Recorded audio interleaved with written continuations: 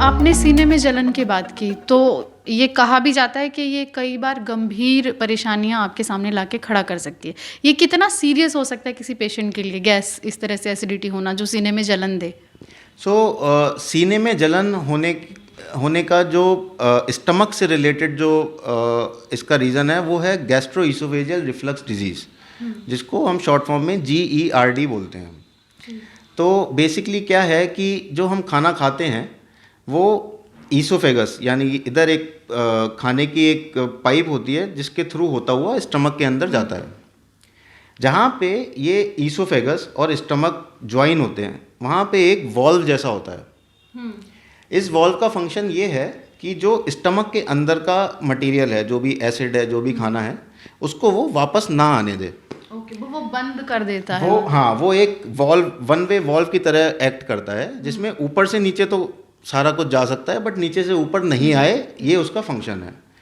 किन्हीं वजहों से अगर ये वॉल्व ढंग से फंक्शन नहीं कर रहा है तो जो स्टमक के अंदर का एसिड है या खाना है वो वापस आता है, और उसकी वजह से पेशेंट्स को सीने में जलन रहती है, या जो खट्टी डकारें आती हैं, या मुंह में कड़वा पानी आना, या इवन अगर सिवियरिटी ज़्यादा है तो जो उन्होंने खाना खाया है वो भी वापस मुंह में आता है।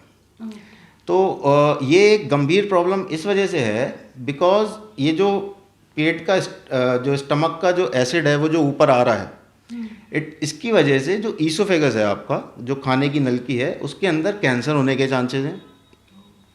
प्लस जो ये एसिड ऊपर आ रहा है ये मुंह में भी आता है, उसकी वजह से आपका जो बात करने वाला जो आवाज़ निकालने वाला जो यहाँ पे एक ऑर्गन होता है जिसको वोकल कॉर्ड कहते हैं, उसमें सूजन हो सकती है, और यही एसिड जब फेफड़ों में जाता है तो उसकी वजह से फेफड़ों में भी प्रॉब्लम हो सकती है। एक और इम्पॉर्टेंट चीज़, जैसा आपने स्टार्टिंग में बोला कि सीने में जलन थी और हम हॉस्पिटल गए और वो सिर्फ गैस निकला, वो हार्ट अटैक नहीं निकला, ये एक बहुत ही कॉमन प्रॉब्लम है।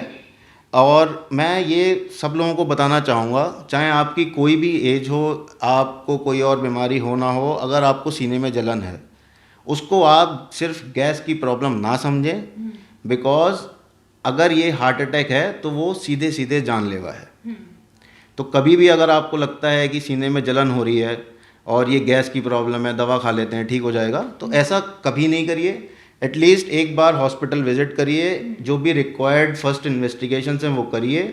You have to rule out heart disease and then आप अपना किसी गैस्ट्रोएंटरोलॉजिस्ट या गैस्ट्रो सर्जन के पास जा कर के इसके लिए ट्रीटमेंट ले सकते हैं।